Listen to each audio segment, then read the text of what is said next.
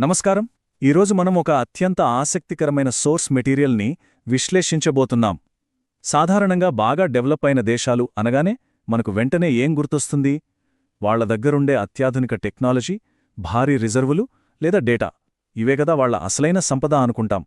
కాని ఎవరూ కలలో కూడా ఊహించని ఒక మామూలు వస్తువును ఒక సూపర్ డెవలప్డ్ కంట్రీ తమ అత్యంత విలువైన సంపదగా ఎలా మార్చుకుందో ఈ విశ్లేషణలో మనం చూడబోతున్నాం.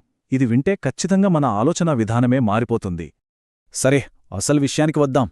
ఒకసారి ఊహించుకోండి, ప్రపంచంలోనే అత్యంత క్రమశిక్షణ, అద్భుతమైన టెక్నాలజీ ఉన్న జపాన్ దేశంలో వాళ్లకున్న అత్యంత విలువైన వనరు ఏమై ఉంటుంది? బుల్లెట్ ట్రైన్స్ అనా? ఎలక్ట్రానిక్స్ అనా? కానే కాదు. ఈ సోర్స్ మెటీరియల్ బయటపెడుతున్న వాస్తవం మన పాత అభిప్రాయాలన్నింటినీ పటాపంచలు చేస్తుంది. ఆన్సర్ తెలిస్తే షాక్ అవ్వడం గ్యారంటీ. ఆ ఆన్సర్ ఏంటంటే చెత్త. అక్షరాల మనం పనికిరాదని పారేసే చెత్తే జపాన్ పాలిట అత్యంత విలువైన వస్తువు. వాళ్ళి చెత్తను ఊరికే పారేయరు, ఎంతో పక్కా ప్లానింగ్తో కలెక్ట్ చేస్తారు. దాన్ని కేవలం డిస్పోజ్ చేయడం కోసం కాదు, ఏకంగా తమ దేశ భవిష్యత్తుకే పునాదులు వేసుకోవడానికి వాడుతున్నారు. ఇది నిజంగా మనందరినీ అబ్బురపరిచే ఒక క్రేజీ ఐడియా.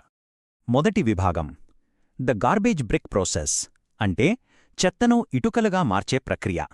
ఇది ఎలా జరుగుతుందో చూద్దాం. ఈ ప్రాసెస్ని ఒక్కసారి గమనిస్తే అస్సలు ఈ ఐడియా ఎంత బ్రిలియంట్గా ఉందో అర్థమవుతుంది. ఫస్ట్, వాళ్ళు దేశవ్యాప్తంగా ఉన్న చెత్తను చాలా జాగ్రత్తగా సేకరిస్తారు.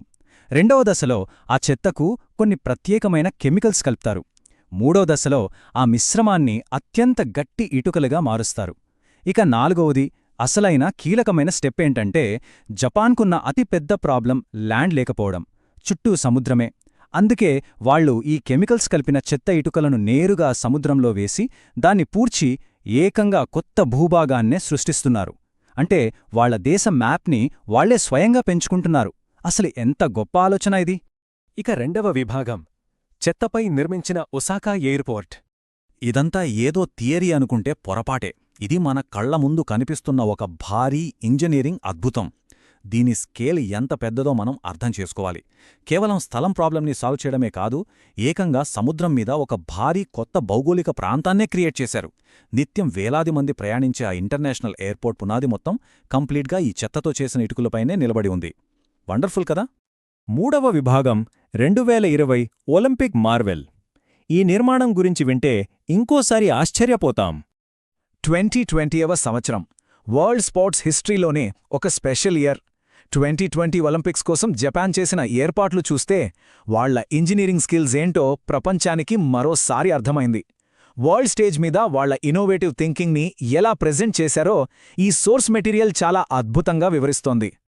ప్రపంచ ప్రఖ్యాతిగాంచిన ఆర్కిటెక్ట్ కెంగో కుమా ఆధ్వర్యంలో 2020 ఒలింపిక్స్ కోసం ఒక భారీ స్టేడియం కట్టారు. ఇక్కడ అసలు ట్విస్ట్ ఏంటంటే, ఆ స్టేడియం ఉన్న గ్రౌండ్స్ అంతా కూడా సేకరించిన చెత్తకు కెమికల్స్ కలిపి ఇటుకలుగా మార్చి సముద్రంలో వేసి తయారుచేసిన ఆ కొత్త భూభాగంపైనే నిర్మించారు. Absolutely unbelievable! ఇది అద్భుతంగా దేన్ని ప్రెజెంట్ చేస్తుందంటే, ఒక మంచి ఐడియా మన కళ్ల ముందున్న దృశ్యాన్ని ఎలా మార్చేస్తుందో ఇక్కడ క్లియర్గా చూడొచ్చు. స్టార్టింగ్ పాయింట్ చూస్తే ఒకవైపు సముద్రపు నీరు, ఇంకోవైపు ఎవ్వరూ పట్టించుకొని పారేసిన చెత్త. అదే ఎండ్ రిజల్ట్ చూస్తే ప్రపంచమే మెచ్చుకునే ఒక అద్భుతమైన international level Olympic stadium infrastructure. లిటరల్గా చెత్త నుంచి ఒక వరల్డ్ క్లాస్ అద్భుతాన్ని పుట్టించారు. నాలుగవ విభాగం, స్థానిక విజయాలు. అంతర్జాతీయ స్థాయి నుంచి మన లోకల్ అచీవ్మెంట్స్ వైపొద్దాం. ఇంటర్నేషనల్ లెవెల్లో జరిగిన ఆ అద్భుతాన్ని చూసి ఆశ్చర్యపోవడమే కాదు, ఆ ఇన్స్పిరేషన్ని మన లోకల్ విజయాలకు ఎలా కనెక్ట్ చెయ్యొచ్చో మనం గమనించాలి. ఒకవైపు జపాన్ యూజ్లెస్ అనుకునే చెత్తను ఏకంగా ఒక భారీ ఇన్ఫ్రాస్ట్రక్చర్ ల్యాండ్గా మార్చేసింది. మరోవైపు మన లోకల్ అచీవ్మెంట్ చూద్దాం. ఎక్కడో ఉన్న కాళేశ్వరం దగ్గరి గోదావరి జలాలను తీసుకువచ్చి సిద్దిపేట లాంటి ప్రాంతాలను సస్యశ్యామలంగా మార్చడం.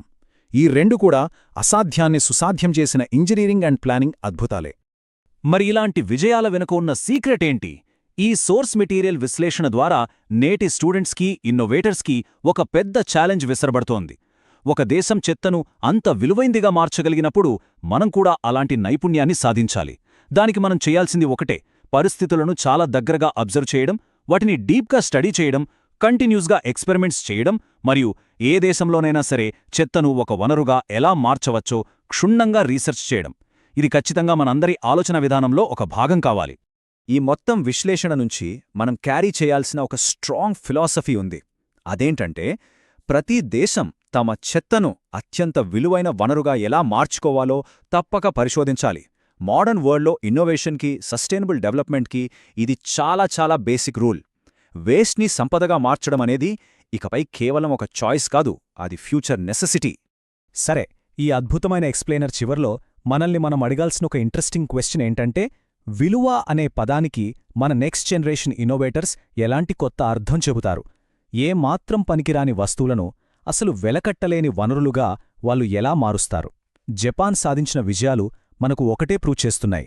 సరైన ఐడియా ఉంటే చెత్త కూడా ఒక దేశానికి స్ట్రాంగ్ ఫౌండేషన్ కాగలదు. ఈ క్వశ్చన్కి ఆన్సర్స్ వెతికే ప్రాసెస్లోనే మన ఫ్యూచర్ దాగి ఉంది. సరే, ఈ సోర్స్ మెటీరియల్ విశ్లేషణ ఇక్కడితో ఆపేద్దాం. మరో క్రేజీ టాపిక్తో మళ్ళీ కలుద్దాం.